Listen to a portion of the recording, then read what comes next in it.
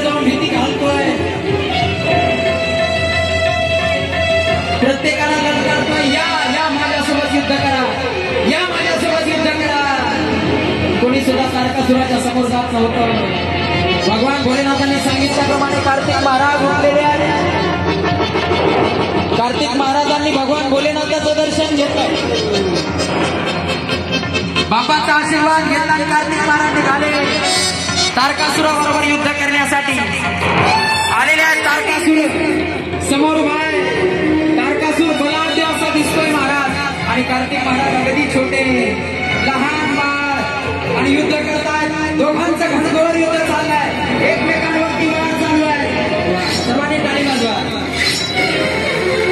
एक वार कार्तिक महाराजांचा, एक वार तारकासुराचा, दोघे एकमेकांना आक्रमण नव्हते। घनघोर युद्ध चालू आहे। तारकासुर हसतोय, कार्तिक महाराज युद्ध करतायत।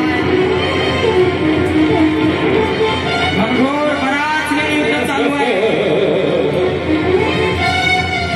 आणि शेवटी तारकासुराला कार्तिकेय महाराजांनी तलवार चालवली आणि तारकासुराचं मस्तक धरावे गेले आणि तारकासुर खाली पडला। सर्व देवतांनी एकच घोष केला, बोलिये कार्तिकेय भगवान की जय, भगवान की जय, कार्तिकेय भगवान की जय।